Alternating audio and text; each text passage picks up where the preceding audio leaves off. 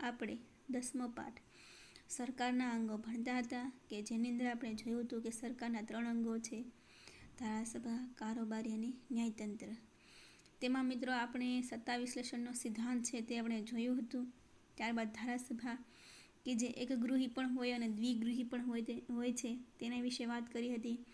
ત્યારબાદ આપણે કેન્દ્ર કક્ષાએ જે ધારાસભા સંસદ હોય છે લોકસભાની વાત કરી. પછી સંસદ સભ્યની જે લાયકાતો છે એના વિશે વાત કરી. રાજ્યપાલની જે લાયકાતો છે એના વિશે. ત્યારબાદ આપણે છેલ્લે કાસ્ટિંગ વોટ એટલે કે નિર્ણાયક મત છે તે કેવી રીતે હોય તેની વાત કરી હતી. હવે આપણે મિત્રો આજના લેક્ચરમાં ખરડો કાયદો બને છે એટલે કે કેવી રીતે ખરડો છે તે કાયદો બને છે એની આપણે વાત કરીશું. કે બંને ગૃહમાંથી પસાર થતો હોય છે, પછી અંતે છે રાષ્ટ્રપતિ પાસે સહી કરવા માટે જાય છે. રાષ્ટ્રપતિ છે એમાં સહી કરે છે, પછી તે ખરડો કાયદો બને છે. પરંતુ રાષ્ટ્રપતિ પાસે જ્યારે આ ખરડો આવે છે ત્યારે તેમની પાસે 3 વિકલ્પ હોય છે. તે ખરડાને છે તે મંજૂરી આપે અથવા પુનઃ વિચારણા માટે પણ આપે અને તેમને સહી પણ કરી શકે અથવા પોતાની પાસે છે તે રાખી શકે. આવી રીતે તેમની પાસે 3 વિકલ્પ હોય છે, બરાબર, કે જેથી ખરડો છે એ કાયદો બનતો હોય છે. પછી આપણે વાત કરીશું મિત્રો કે જે બજેટ રજૂ થતું હોય છે એની આપણે વાત કરીશું. આ સુધી આપણે આ લેક્ચરની અંદર ભણીશું. ખરડો એટલે કે વિધેયક ક્યારે કાયદો બની શકે? કાયદા માટેની દરખાસ્તને ખરડો કહેવાય છે. સંસદ વર્તમાન કાયદામાં સુધારા કરવાનું, નવા કાયદા ઘડવાનું અને જૂના અને અપ્રસ્તુત કાયદાઓને રદ કરવાનું મહત્વનું કાર્ય સંસદ ધરાવે છે. તો સંસદનું કાર્ય શું છે? તો કે વર્તમાન જે કાયદાઓ છે એમાં સુધારો કરી શકે. ઉદાહરણ તરીકે તમે સૌ જાણો છો કે જમ્મુ કાશ્મીર જે છે તે પહેલાં આપણું રાજ્ય હતું, પરંતુ કેવી રીતે? તો કે તેમાં શું? તો કે 2 રાષ્ટ્રધ્વજ, એક આપણો રાષ્ટ્રધ્વજ અને જમ્મુ કાશ્મીરનો રાષ્ટ્રધ્વજ ફરકાવવામાં આવતો હતો. એવી રીતે ત્યાં છે તે અમુક છે એ નિયમો લાગુ પડતા હતા. પરંતુ વર્તમાન સમયમાં તમે સૌ જાણો છો કે જમ્મુ કાશ્મીર છે તે હાલમાં એક કેન્દ્ર શાસિત પ્રદેશ બનાવવામાં આવ્યું છે અને લદ્દાખ તેમાંથી અલગ પાડીને એક અલગ રાજ્ય બનાવવામાં આવ્યું છે. એટલે કે વર્તમાન જે કાયદા છે એને સુધારો કરી શકે છે. નવા કાયદા ઘડવાનું, તો નવો કાયદો બન્યો મિત્રો કે જમ્મુ કાશ્મીર છે એનો દરેક વહીવટ છે હવે ક્યાંથી થશે? તો કે દિલ્હીથી થશે, કારણ કે તે કેન્દ્ર શાસિત પ્રદેશ બન્યું છે. અને જૂના અને અપ્રસ્તુત કાયદાઓને રદ કરવાનું મહત્વનું કાર્ય સંસદ ધરાવે છે. તો કે જૂના જે કાયદાઓ હોય અને અપ્રસ્તુત કાયદાઓ કે જે જૂના કાયદાઓ છે જે હવે વર્તમાન સમય પ્રમાણે છે એમાં બદલાવ છે તે કરવાની જરૂર છે, તો એને રદ કરવાનું કામ કોણ કરી શકે? તો કે સંસદ કરી શકે છે. સામાન્ય ખરડો, નાણાકીય ખરડો અને બંધારણીય સુધારાનો ખરડો નીચે મુજબની પ્રક્રિયાના અંતે કાયદાનું સ્વરૂપ લે છે, જેની સામાન્ય જોગવાઈઓ નીચે મુજબ છે. તો નીચે મુજબની આપણે જોગવાઈઓ જોઈએ કે જે કાયદાનું સ્વરૂપ કેવી રીતે લે છે, તો આપણે એને જોઈએ. કોઈ પણ ખરડાને સંસદમાં 2 ગૃહોમાંથી કોઈ પણ એક ગૃહમાં રજૂ કરી શકાય. 2 ગૃહો તમે જાણો છો, એક છે લોકસભા અને બીજું છે રાજ્યસભા. તો આ બંને ગૃહમાંથી કોઈ પણ એક ગૃહમાં રજૂ કરી શકાય છે. ખરડો પ્રધાન અથવા ગૃહના કોઈ સભ્ય દ્વારા રજૂ થઈ શકે છે.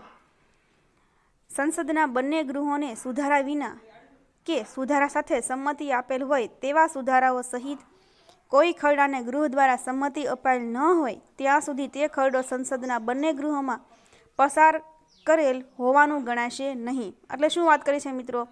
કે સંસદના બંને ગૃહોએ સુધારા વિના કે સુધારા સાથે સંમતિ આપેલ હોય તેવા સુધારાઓ સહિત કોઈ ખરડાને ગૃહ દ્વારા સંમતિ અપાયેલ ન હોય, એટલે કે કોઈ ખરડો છે, બરાબર, કે તેમાં સુધારો કરવાની જરૂર હોય, એમાં સુધારો ન કર્યો હોય, અથવા તો બંને ગૃહમાં છે તે ખરડાને સંમતિ આપવામાં ન આવી હોય, બરાબર, ત્યાં સુધી ખરડો છે સંસદના બંને ગૃહોમાં પસાર કરેલ હોવાનું ગણાશે નહીં. એટલે કે બંને ગૃહમાંથી તે પસાર થયેલો હોવો જોઈએ. સંસદમાં વિચારાધીન કોઈ ખરડો ગૃહોની સત્ર સમાપ્તિના કારણે રદ થશે નહીં. એટલે કોઈ સત્રની સમાપ્તિ થઈ જાય, બરાબર, આપણે સૌ જાણીએ છીએ કે 3 સત્ર હોય છે: બજેટ સત્ર, શિયાળુ સત્ર અને ચોમાસું સત્ર, બરાબર. તો આ સત્ર છે એ પૂરું થઈ જાય અને એમાં જે ખરડો છે એ રજૂ કરવામાં આવેલો હોય અને સત્ર પૂરું થઈ ગયું હોય અને ખરડાનું વાંચન છે એ પહેલા ગૃહની અંદર થયું હોય, બીજા ગૃહની અંદર બાકી હોય, તો તે છે એ ખરડાનું પાછું વિસર્જન થાય નહીં, એટલે કે સમાપ્ત થઈ જાય નહીં. તે ખરડો છે એમને ટકી રહે છે. રાજ્યસભામાં વિચારાધીન હોય અને લોકસભાએ પસાર ન કરેલ હોય તો તેવો ખરડો લોકસભાનું વિસર્જન થતાં રદ થશે નહીં. હવે શું મિત્રો વાત કરી છે કે આપણે એમ કહી શકીએ કે રાજ્યસભાની અંદર કોઈ ખરડો છે એ વિચારાધીન હોય, એટલે કે વિચારવા માટે આપેલો હોય, અને લોકસભા છે આપણે સૌ જાણીએ છીએ કે રાજ્યસભા છે એ કાયમી ગૃહ છે, એનું ક્યારેય વિસર્જન નથી થવાનું, બરાબર. પરંતુ લોકસભા છે એ 5 વર્ષ માટે હોય તો એનું વિસર્જન થતું હોય છે. તો શું વાત કરી છે કે રાજ્યસભાની અંદર જે ખરડો છે એ વિચારવા માટે આપેલો હોય અને લોકસભામાં પસાર કરેલો ન હોય અને તેવો ખરડો લોકસભાનું વિસર્જન થતાં રદ થશે નહીં. એટલે કે લોકસભાનું વિસર્જન થઈ જાય તો જે રાજ્યસભાની અંદર જે ખરડો છે એ પાછો એ રદ થશે નહીં.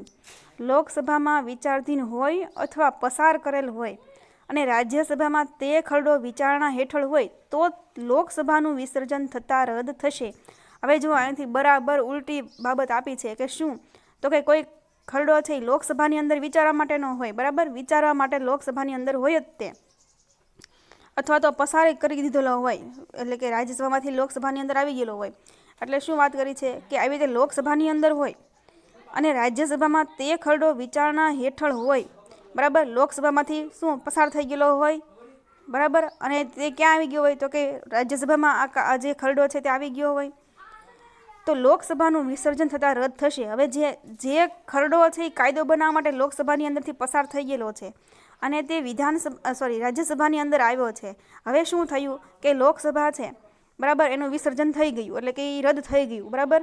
વિસર્જન એટલે કે સમાપ્ત થઈ ગયું, 5 વર્ષ એનું પૂરું થઈ ગયું, અથવા તો રાષ્ટ્રપતિ દ્વારા છે તેનું વિસર્જન કરી દેવામાં આવ્યું. તો શું થશે તો કે જે ખરડો હતો એ રદ થઈ જશે. જો બે એકદમ છે એ ઉલટી બાબત દર્શાવી છે અહીં. ત્યારબાદ આપણે જોઈએ, જ્યારે સંસદના બંને ગૃહો વચ્ચે કોઈ ખરડો પસાર કરવાની બાબતમાં મતભેદ ઊભા થાય ત્યારે રાષ્ટ્રપતિ સંસદના બંને ગૃહોની સંયુક્ત બેઠક બોલાવી શકે છે. મિત્રો, જે સંસદ છે એની સંયુક્ત બેઠક કોણ બોલાવે છે તો કે રાષ્ટ્રપતિ બોલાવે છે. ક્યારે બોલાવે છે? સંસદના બંને ગૃહો વચ્ચે કોઈ ખરડો પસાર કરવાની બાબતમાં મતભેદ ઊભો થતો હોય ત્યારે, કે આ ખરડો છે પસાર કરવો છે. રાજ્યસભામાં એમ કહે કે આ ખરડો પસાર નથી કરવો, લોકસભામાં એમ થાય કે આ ખરડો છે પસાર થવો જોઈએ. આવી છે એ શું તો કે એક ખરડા માટે બંને ગૃહો છે એની અંદર મતભેદો ઊભા થાય ત્યારે કોણ સંયુક્ત બેઠક બોલાવે છે? ત્યારે રાષ્ટ્રપતિ સંયુક્ત બેઠક બોલાવે છે, જેમાં ખરડો બહુમતીથી પસાર કરી શકે છે. સંયુક્ત બેઠકનું સંચાલન લોકસભાના અધ્યક્ષ એટલે કે સ્પીકર જ સંભાળતા હોય છે. હવે સંયુક્ત બેઠક સંયુક્ત બેઠક છે તે આવી છે, બરાબર, બોલાવી છે કોણે? રાષ્ટ્રપતિએ. પરંતુ એનું સંચાલન કોણ કરશે તો કે લોકસભાના સ્પીકર અધ્યક્ષ જ કરશે, બરાબર. રાષ્ટ્રપતિ કરશે નહીં. એટલે કે એનું સંચાલન કોણ કરશે? લોકસભાના અધ્યક્ષ. ખરડામાંથી કાયદો બનાવવાની વિધિ. સામાન્ય ખરડો, જેને બિન નાણાકીય ખરડો કહી શકાય, સામાન્ય ખરડો. તો એની આપણે વાત કરવા જઈએ કે ખરડામાંથી કાયદો કેવી રીતે બને. તમામ સામાન્ય ખરડાઓને પ્રધાનો દ્વારા ગૃહમાં રજૂ કરવાની એટલે કે પ્રસ્તુત કરવાની પ્રક્રિયાને પ્રથમ વાંચન કહે છે, જેમાં ખરડાનું શીર્ષક, ઉદ્દેશો, કારણોનું વર્ણન હોય છે. આ ખરડો પહેલાં ધારાગૃહમાં રજૂ કરતા પહેલાં તે ગૃહના અધ્યક્ષની અને નાણાકીય ખરડો રજૂ કરવા માટે કેન્દ્રમાં રાષ્ટ્રપતિની અને રાજ્યમાં રાજ્યપાલની ભલામણથી રજૂ થાય છે. એટલે કે શું મિત્રો વાત કરી છે કે ખરડો છે, ખરડાને પ્રધાનો દ્વારા ગૃહમાં એટલે કે જે બધા પ્રધાન હોય અંદર, બરાબર, એના દ્વારા ક્યાં તો કે ગૃહમાં રજૂ કરવાની. કયા ગૃહમાં તો કે કોઈ પણ બેમાંથી કોઈ પણ એક ગૃહની અંદર જે રજૂ કરે છે એમાં એ પ્રક્રિયાને પ્રથમ વાંચન કહે છે. કે એ વાંચનની અંદર શું કરતા હોય છે કે અમે આવી રીતે અમારા ખરડો છે એ કાયદો બનાવવો છે, તો પ્રથમ વાંચનની અંદર શું થતું હોય છે તો કે ખરડાનું શીર્ષક એટલે કે શીર્ષક એનું શું હોય તે મથાળું. પછી આ ખરડો પસાર કરીએ છીએ, બરાબર, તેમાં ઉદ્દેશ એનો શું છે તે અને કારણો શું છે એનું વર્ણન હોય છે. ટૂંકમાં પહેલા વાંચનની અંદર વર્ણન કરેલું હોય છે. હવે આ ખરડો ધારાગૃહમાં રજૂ કરતા પહેલા, ધારાગૃહ એટલે કે લોકસભાની અંદર રજૂ કરતા પહેલા ગૃહના અધ્યક્ષની, બરાબર, અને રાજ્યસભાની અંદર હોય તો જે ધારાસભ્યની એટલે આપણે કહી શકીએ ને કે સભાપતિની, બરાબર, એટલે કે લોકસભાની અંદર અધ્યક્ષની અને રાજ્યસભાની અંદર સભાપતિની અને નાણાકીય ખરડો રજૂ કરવા માટે કેન્દ્રમાં, તો કે નાણાકીય ખરડો રજૂ કરવા માટે કેન્દ્રમાં રાષ્ટ્રપતિની અને રાજ્યમાં રાજ્યપાલની ભલામણથી રજૂ થાય છે. અને નાણાકીય ખરડો હોય તો કેન્દ્રમાં કોની ભલામણ જરૂરી હોવી જોઈએ? તો કે રાષ્ટ્રપતિ હા પાડે પછી નાણાકીય ખરડો રજૂ થાય. અને રાજ્યમાં કોણ? તો કે રાજ્યપાલ હા પાડે પછી છે એ રાજ્યની અંદર નાણાકીય ખરડો રજૂ થાય. પ્રથમ વાંચનમાં ખરડાની સામાન્ય માહિતી, જો પ્રથમ વાંચનની અંદર ખરડાની સામાન્ય માહિતી પર મુખ્ય મુદ્દાઓની ચર્ચા થાય છે. વિરોધ સકારણ જણાવાય છે અને જરૂર પડે તો મતદાન કરવામાં આવે છે. આની અંદર શું? તો કે જે અંદર લોકો બેઠેલા છે, બરાબર, તો તે લોકો અંદર વિરોધ પણ કરશે. અંદર જે સભ્યો બેઠેલા છે તે વિરોધ પણ જણાવી શકે છે કે એનું કારણ હોવું જોઈએ. શું કીધું અહીં? કારણ હોવું જોઈએ, બરાબર.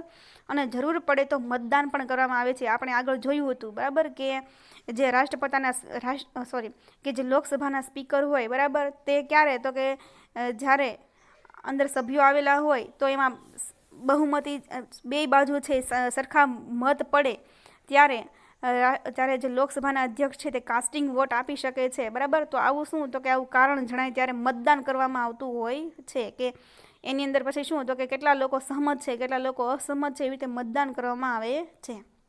હવે જોઈએ, આ વાત કરીએ આપણે પ્રથમ વાંચનની. હવે જોઈએ બીજું વાંચન. બીજા વાંચન દરમિયાન ખરડાના પ્રત્યેક મુદ્દાઓની કલમવાર ચર્ચા થાય છે. કલમ, આપણા બંધારણમાં જે કંઈ કલમ છે, બરાબર, એ પ્રમાણે ચર્ચા કરવામાં આવે છે. તેના હેતુઓ અને તેના પ્રત્યાઘાતોની છણાવટ થાય છે.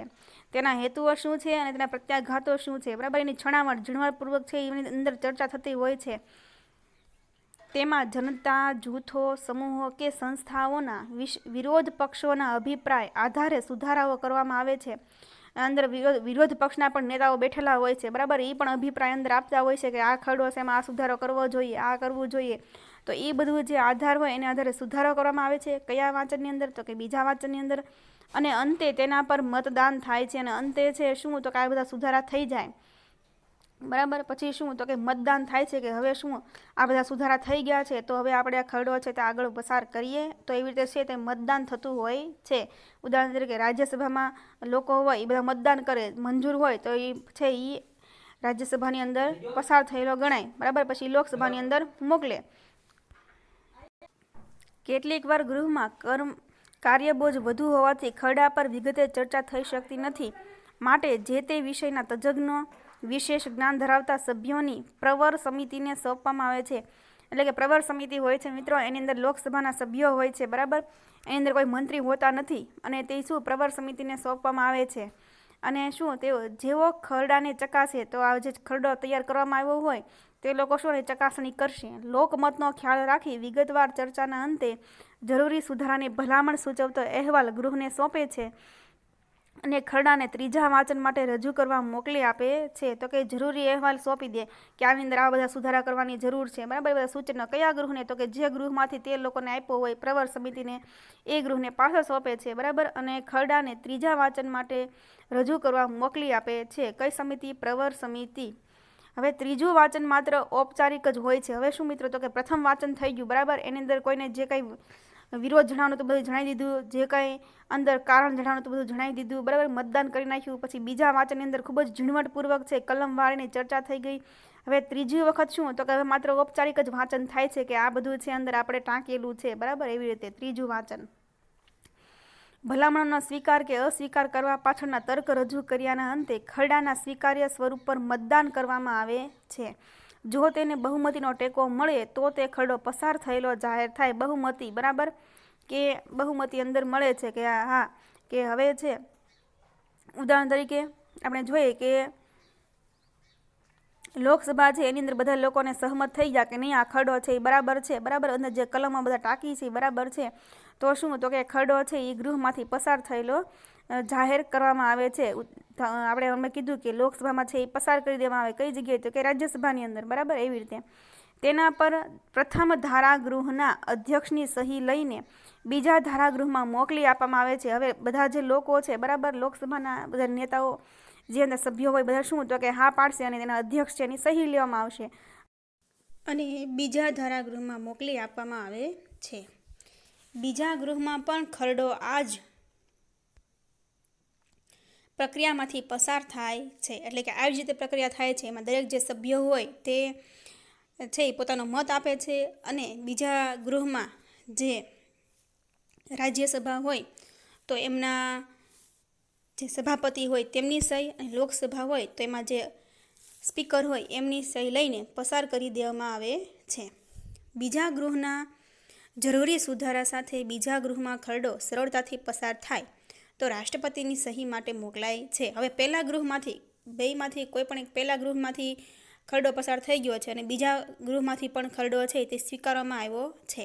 હવે શું થશે તો કે બીજા ગૃહના જરૂરી સુધારા સાથે બીજા ગૃહના ખરડો સરળતાથી પસાર થાય એટલે બીજા ગૃહની અંદર પણ છે એ ખરડો પસાર થઈ ગયો છે. એટલે કે એમાં પણ જે અધ્યક્ષ હોય કે સભાપતિ હોય એમની સહી છે મળી ગઈ છે. બરાબર, એટલે બે ગૃહમાં શું તો કે પસાર થઈ ગયો છે. પછી રાષ્ટ્રપતિની સહી માટે મોકલાય છે. હવે ખરડો છે તે રાષ્ટ્રપતિની સહી માટે મોકલાય છે અને રાષ્ટ્રપતિ મંજૂરી આપે પછી જ ખરડો કાયદો બને છે. એટલે કે અંતિમ છે તે કોની સહી જરૂરી છે તો કે રાષ્ટ્રપતિની સહી જરૂરી છે. પરંતુ બીજા ગૃહમાં તે મંજૂર ન થાય તો તેને પુનઃ પ્રથમ ગૃહને પરત મોકલવામાં આવે છે. એટલે કે જો બીજા ગૃહની અંદર છે બરાબર, તો પ્રથમ ગૃહની અંદરથી જે ખરડો છે તે મોકલવામાં આવ્યો છે. હવે બીજા ગૃહની અંદર છે એ પસાર થયો ન હોય એટલે કે એમાં જે સભ્યો હોય તે લોકો અંદર જોવે અને એ પ્રમાણે મંજૂર ન થયો હોય એટલે કે એમાં જે પ્રમુખ હોય એની સહી ન કરી હોય અને કંઈક સુધારા એવું લાગતું હોય તો શું કરશે તો કે પુનઃ પ્રથમ ગૃહને પરત મોકલવામાં આવે છે. એટલે કે પહેલા ગૃહ જે હતું જેમાંથી ખરડો આવ્યો છે એને પાછો મોકલી દેવામાં આવશે. જો બીજા ગૃહમાં ખરડો 6 માસ સુધી પડતર રાખી મૂકે તો તેનો અસ્વીકાર થયો છે એમ મનાય છે. હવે પહેલા ગૃહમાંથી પસાર થઈ ગયો છે અને બીજા ગૃહની અંદર શું તો કે 6 મહિના સુધી એમને રાખવામાં આવ્યો છે. નથી એની ઉપર કોઈ વિચારણા કરવામાં આવી, નથી એને પુનઃ પાછો મોકલવામાં આવ્યો કે નથી એને કોઈ પસાર કરી દેવામાં આવ્યો. તો શું માની લેવાનું કે તે જે ખરડો છે તે અસ્વીકાર થઈ ગયો એમ માનવાનું રહેશે. જ્યારે બંને ગૃહો વચ્ચે મતભેદ વધી જાય કે ઉપલા ગૃહમાં એટલે કે રાજ્યસભામાં સત્તાધારી પક્ષની બહુમતી ન હોય. સત્તાધારી પક્ષ એટલે કયો પક્ષ? તો કે લોકસભામાં જેની વધુ સત્તા હોય, જે બેઠક છે એની વધુ એટલે કે જે પાર્ટી હોય એની વધુ સત્તા હોય એ પક્ષની બહુમતી ન હોય. ઉદાહરણ તરીકે હાલમાં આપણે જોઈએ તો લોકસભામાં કયા પક્ષની વધારે ઉમેદવારો છે તો કે ભાજપના. બરાબર, તો એવી રીતે આપણે જોઈએ કે જે સત્તાધારી પક્ષ છે એની બહુમતી ન હોય એટલે કે જે ભાજપના સભ્યો છે એ સભ્યો છે એ વધુ રાજ્યસભાની અંદર ન હોય ત્યારે શું થશે? ત્યારે ખરડાની મંજૂરી મળવી સરળ ન હોય એટલે કે મંજૂરી છે એ સરળતાથી મળતી નથી. કેમ કે જે બીજો પક્ષ છે એ તો વિરોધી પક્ષ છે. બરાબર, એટલે શું થશે તો કે મંજૂરી મળવી સરળ ન હોય. બરાબર, ત્યારે બંને ગૃહોની સંયુક્ત બેઠક બોલાવી તેમાં ખરડો સાદી બહુમતીથી પસાર કરવામાં આવે છે. આપણે આગળ જોયું કે જે સંયુક્ત બેઠક છે એ કોણ બોલાવશે તો કે રાષ્ટ્રપતિ છે, પછી સંયુક્ત બેઠક બોલાવે છે. બરાબર, અને પછી શું તો કે સાદી બહુમતી લેવામાં આવે છે. હવે સાદી બહુમતી છે એ કેવી રીતે લેવામાં આવશે એ આપણે આ મુદ્દાની અંદર જોશું. બરાબર, કે બહુમતીથી પસાર કરવામાં આવે છે. હવે મિત્રો ધારો કે પસાર થઈ ગયો છે બરાબર ખરડો, કે બંને ગૃહની અંદરથી પસાર થઈ ગયો છે. બંનેના જે અધ્યક્ષ છે, જે સભાપતિ છે એમણે સહી કરીને પસાર કરી દીધો છે. હવે રાષ્ટ્રપતિ પાસે આવી ગયો છે. બરાબર, હવે ખરડા પર રાષ્ટ્રપતિની મંજૂરી મેળવવાના સમયે પણ રાષ્ટ્રપતિ પાસે 3 વિકલ્પો રહે છે.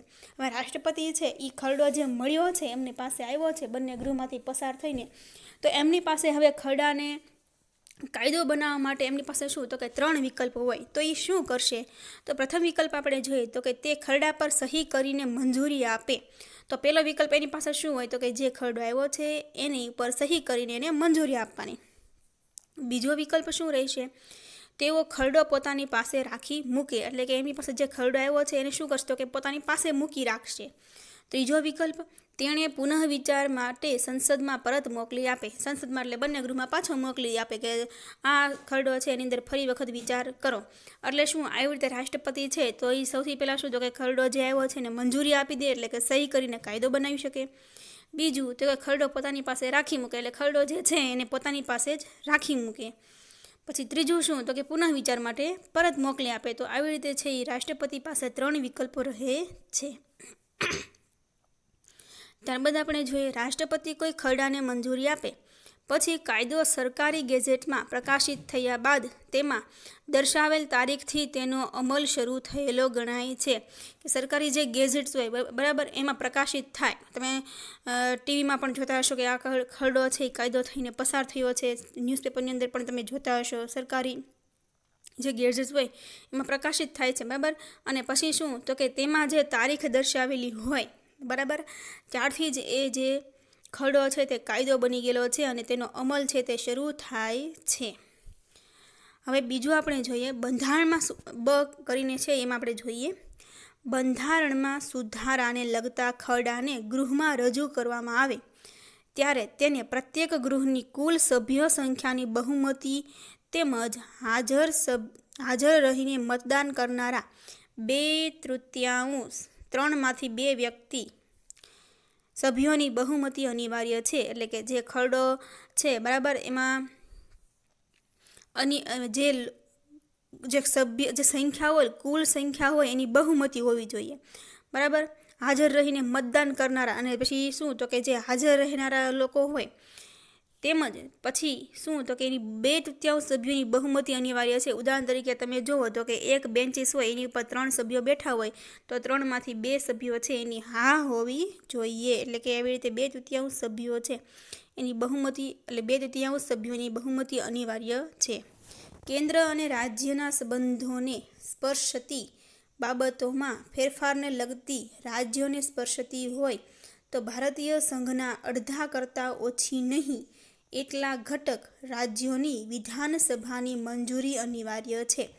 હવે શું કહ્યું છે કે કેન્દ્ર અને રાજ્યના સંબંધોને સ્પર્શતી બાબત એટલે એ બાબતનો કોઈ ખરડો હોય તો શું તો કે એમાં જે ફેરફારને લગતી હોય રાજ્યોને સ્પર્શતી હોય બરાબર રાજ્યને લગતી હોય કોઈ એક જ રાજ્યને એવી રીતે લગતી હોય તો ભારતીય સંઘના અડધા કરતાં ઓછી નહીં એટલે ભારતીય સંઘ એટલે કે લોકસભા અને રાજ્યસભા એના અડધા કરતાં ઓછી નહીં એટલે અડધાથી વધુ સભ્યો હોવા જોઈએ એટલા ઘટક રાજ્યોની વિધાનસભાની મંજૂરી અનિવાર્ય છે. અડધા કરતાં ઓછા નહીં એટલા ઘટક રાજ્યોની જે રાજ્યો હોય એના વિધાનસભાની મંજૂરી અનિવાર્ય છે. કારણ કે શું વિધાનસભાની અંદર પણ સભ્યો હશે બરાબર તો એની પણ મંજૂરી અનિવાર્ય છે. સામાન્ય ખરડાની વિધિ માફક આ ખરડો વિવિધ તબક્કાઓમાંથી પસાર થાય છે. અને સામાન્ય ખરડાની વિધિ માફક એટલે સામાન્ય ખરડો જે આપણે ઉપર ભણ્યા ને હમણે આ રહ્યો સામાન્ય ખરડો તો એમાં જેવી રીતે વિધિ કરવામાં આવે છે બરાબર બંને ગૃહમાંથી પસાર કરી દેવામાં આવે છે તો એવી જ રીતે છે એ આ તબક્કામાંથી આ ખરડો છે તે પસાર થતો હોય છે. હવે પછીનો આપણે મુદ્દો જોઈએ નાણાકીય ખરડા વિષયક વિધિ. હવે નાણાકીય ખરડા વિષયક વિધિ આપણે જોઈએ. ઉપર આપણે જોયું હતું બિન નાણાકીય બરાબર સામાન્ય ખરડો કે જેને શું કહેવાય તો કે બિન નાણાકીય ખરડો કહેવાય તો એ આપણે એમણે ભણ્યા હતા બરાબર. તો હવે જોઈએ આપણે નાણાકીય ખરડા વિષયક વિધિ એટલે કે જે વિધિ એટલે એ કેવી રીતે પસાર થતો હોય છે તે તબક્કાઓ આપણે જોઈએ. ખરડો નાણાકીય છે કે કેમ એ લોકસભાના અધ્યક્ષ નક્કી કરે છે. હવે ખરડો છે બરાબર એ નાણાકીય છે કે પછી એ બિન નાણાકીય છે એ નક્કી કરવાનું કામ કોનું છે તો કે લોકસભાના અધ્યક્ષનું છે. આ ખૂબ જ આઈએમપી પ્રશ્ન છે. અંદાજપત્રને લગતી અને નાણાકીય જોગવાઈઓ ધરાવતા ખરડાને નાણાકીય ખરડો કહેવાય છે. હવે તમને પ્રશ્ન થશે કે ભાઈ નાણાકીય ખરડો એટલે શું? તો એમની વ્યાખ્યા અહીં આપી છે કે અંદાજપત્રને લગતી અને નાણાકીય જોગવાઈઓ ધરાવતા ખરડાને નાણાકીય ખરડો કહેવાય છે. તો કે આવી રીતે અંદાજપત્રને લગતી અને નાણાકીય જોગવાઈ ધરાવતો જે ખરડો હોય એને નાણાકીય ખરડો કહેવાય છે. અંદાજપત્ર તમે સૌએ જોયું હશે કે આપણા જે નાણામંત્રી શ્રી નિર્મલા સીતારમણ છે બરાબર એ અંદાજપત્ર રજૂ કરે છે બરાબર. તો તમે એનું નામ અવારનવાર સાંભળ્યું હશે. જે બજેટ રજૂ કરે છે બરાબર અંદાજપત્ર તો તમે એ સાંભળ્યું હશે બરાબર. તો એને લગતી જે માહિતી હોય અને નાણાકીય જોગવાઈઓ ધરાવતા જે ખરડા હોય એને શું કહેવાય તો કે નાણાકીય ખરડો કહેવાય છે. કેન્દ્રનું અંદાજપત્ર એટલે કે બજેટ કેન્દ્રનું અંદાજપત્ર નાણામંત્રી મોટે ભાગે 28મી ફેબ્રુઆરીએ લોકસભામાં રજૂ કરે છે. 28મી ફેબ્રુઆરી આવશે બરાબર આપણે ત્યારે કોણ લોકસભામાં કોણ રજૂ કરે છે તો કે નાણામંત્રી આપણા ભારતના હાલના નાણામંત્રી કોણ છે તો કે શ્રીમતી નિર્મલા સીતારમણ છે, બરાબર. અને એ ક્યાં રજૂ કરે છે? તો કે લોકસભાની અંદર રજૂ કરે છે. બધા જ નાણાકીય ખરડા પ્રથમ લોકસભામાં જ રજૂ કરવામાં આવે છે. બધા જ નાણાકીય જેટલા ખરડા હોય એ સૌથી પહેલાં કયા ગૃહમાં? તો કે પ્રથમ લોકસભામાં જ રજૂ કરવામાં આવે છે. રાજ્યસભાની અંદર પ્રથમ રજૂ કરવામાં આવે નહીં. સૌથી પ્રથમ ક્યાં રજૂ કરવામાં આવે? લોકસભામાં, નીચલા ગૃહમાં રજૂ કરવામાં આવે છે. એ પાકું આપણે યાદ રાખવાનું છે. હવે જે નીચે જણાવેલા તબક્કામાંથી પસાર થાય છે, તો આપણે જે તબક્કા છે એના વિશે આપણે જોઈએ. તો એમાં સૌથી પહેલો તબક્કો આપણે જોઈએ તો કે લોકસભામાં રજૂ થતા નાણાકીય ખરડા એટલે કે અંદાજપત્ર ઉપર 2-3 દિવસ પ્રાથમિક ચર્ચા થાય છે. હવે 2-3 દિવસ શું થતું હોય? તો કે પ્રાથમિક ચર્ચા છે એ થતી હોય છે. હવે બીજો મુદ્દો છે, અંદાજપત્રના ખર્ચની માગણીઓ ઉપર ચર્ચા વિચારણા થાય છે. નાણામંત્રી તેની બધી વિગતો આંકડાકીય માહિતી સંસદમાં રજૂ કરે છે.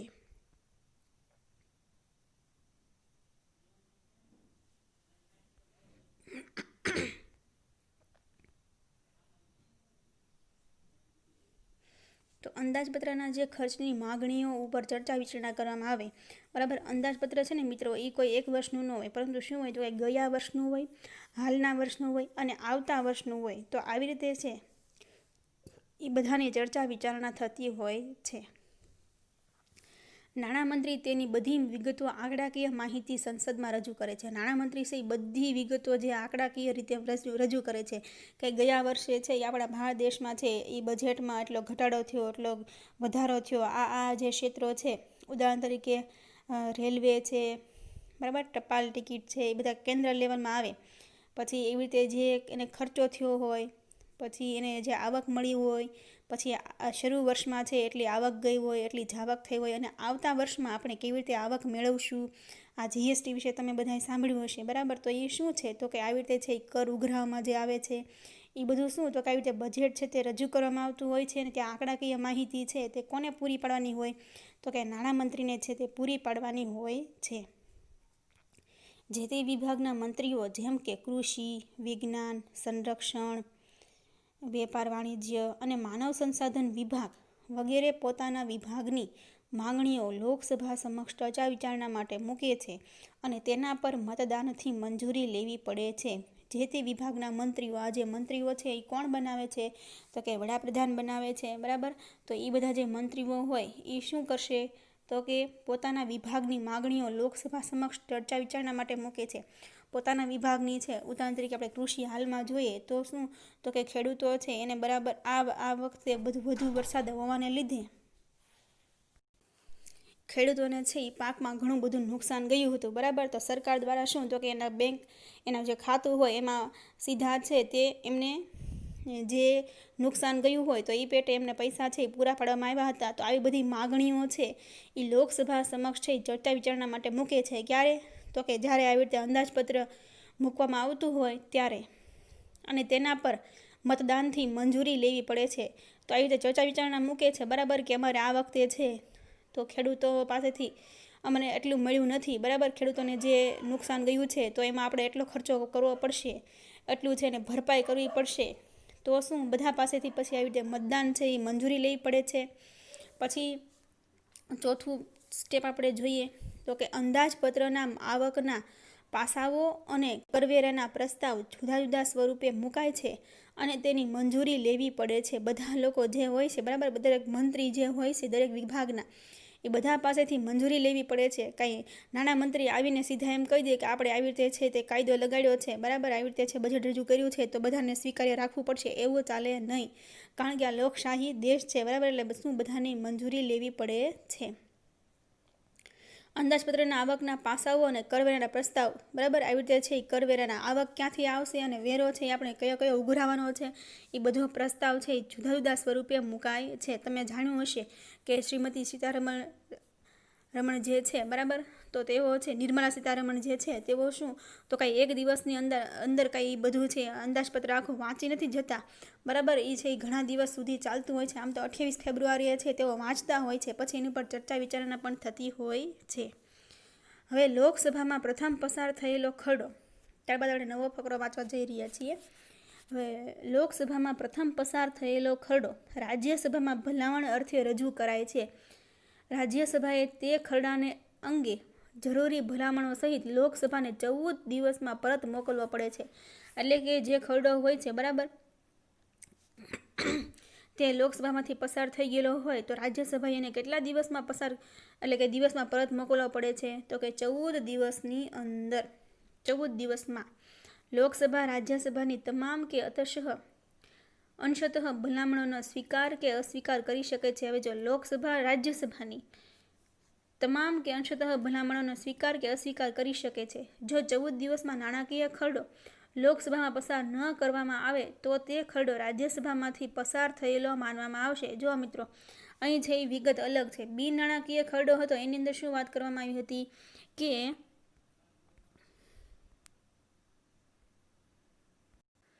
રાજ્યસભાની અંદર જો તે ખરડો છે, એટલે બીજા ગૃહમાં છે એ ખરડો છે એ 6 માસ સુધી પાછો ન આપવામાં આવ્યો હોય તો શું સમજી લેવાનું કે એ ખરડો છે તે સ્વીકાર કરવામાં આવ્યો નથી, બરાબર, એટલે કે રદ કરી દેવામાં આવ્યો છે. પરંતુ અહીં નાણાકીય ખરડાની વાત અલગ છે. તેમાં શું હોય છે તો કે લોકસભામાંથી પસાર થઈ ગયેલો હોય રાજ્યસભાની અંદર, તો રાજ્યસભાના જે સભ્યો છે તો એ શું કરશે તો કે ભલામણનો સ્વીકાર કે અસ્વીકાર કરી શકે છે, બરાબર, એટલે કે સુધારા કરવા માટે પાછો મોકલી શકે છે.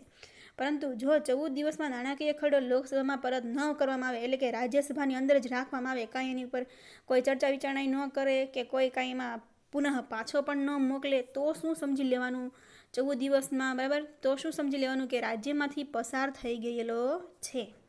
રાજ્યસભાએ સૂચવેલી ભલામણોનો લોકસભામાં સ્વીકાર કરે તો બંને ગૃહોમાં સુધારેલો ખરડો પસાર થયેલો ગણાય છે.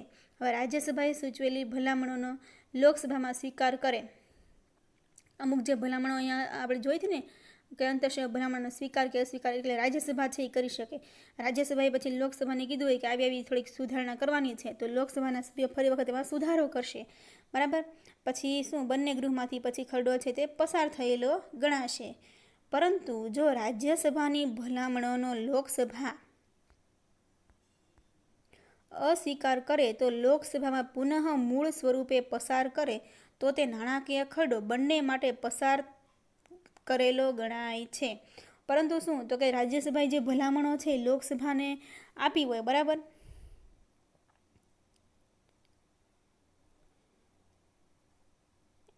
કે આવી બધી તમારે છે એ ભલામણો કરવી પડશે, અંદર આવો સુધારો કરવો પડશે, પરંતુ શું લોકસભામાં જે છે એ અસ્વીકાર કરે કે નહીં, અમારો જે છે એ મેં બરાબર જ આપ્યો છે, બરાબર, એટલે શું પુનઃ મૂળ સ્વરૂપે પસાર કરે, એટલે કે જેવો હતો એની પર કાંઈ સુધારા કરે નહીં, જે સ્વરૂપે હતો એનો એ જ પાછો પસાર કરી દે, તો નાણાકીય ખરડો બંને માટે પસાર કરેલો ગણાય છે. એટલે કે બંને માટે શું તો કે તે પસાર થઈ ગયેલો ગણાશે.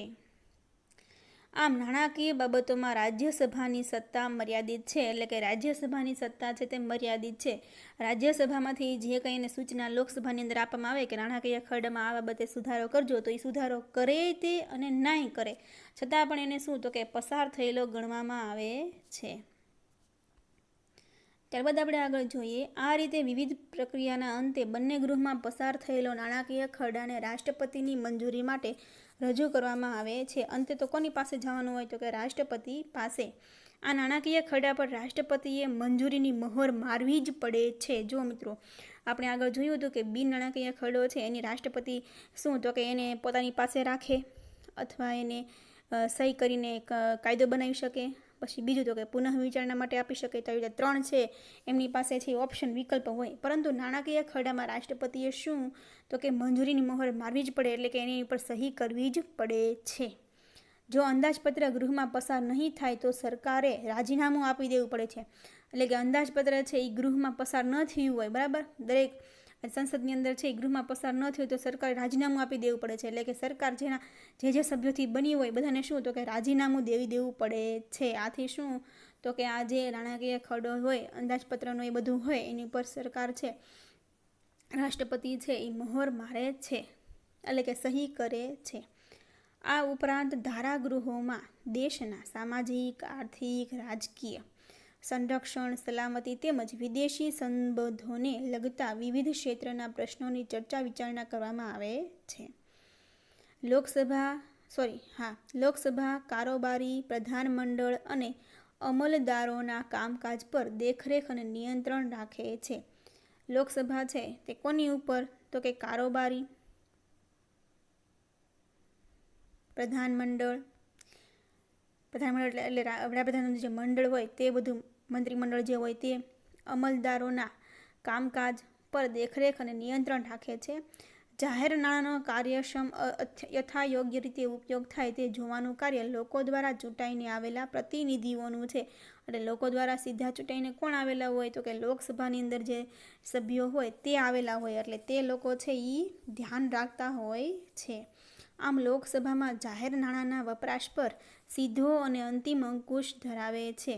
ધારાગૃહોની પૂર્વ મંજૂરી વિના નવા કરવેરા નાખી શકાતા નથી કે ચાલુ કરવેરામાં ફેરફાર કરી શકાતો નથી. આવી રીતે ધારાગૃહોની જે પૂર્વ મંજૂરી તો લેવી જ પડે છે, બરાબર. અને પછી જે ચાલુ કરવેરા હોય તેમાં ફેરફાર કરી શકાય છે અને નવા કરવેરા છે તે નાખી શકાતા હોય છે. કરવેરો એટલે મિત્રો ટેક્સ નાખી શકાતો હોય એમ. કારોબારીના ખર્ચા પર ધારાગૃહનો અંકુશ હોવાથી તેને જાહેર નાણાંના રખેવાળ એટલે કે કસ્ટોડિયન કહેવામાં આવે છે. એટલે કે ધારાગૃહનો અંકુશ હોય એટલે ધારાગૃહને શું કહેવામાં આવે?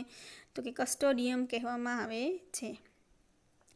આ ઉપરાંત સંસદ, રાષ્ટ્રપતિ, ઉપરાષ્ટ્રપતિ, સર્વોચ્ચ અદાલત અને વડી અદાલતોના ન્યાયમૂર્તિઓ, મુખ્ય ચૂંટણી કમિશનર, ઓડિટર જનરલ કે એટર્ની જનરલ વગેરે સામે બંધારણનો ભંગ કરવાના આરોપસર મહાભિયોગ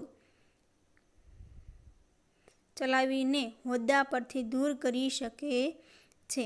તો હવે ઘણી વખત એવું બન્યું હોય કે આ જે લોકો છે એટર્ની જનરલ, કેટલા વ્યક્તિઓ? તો કે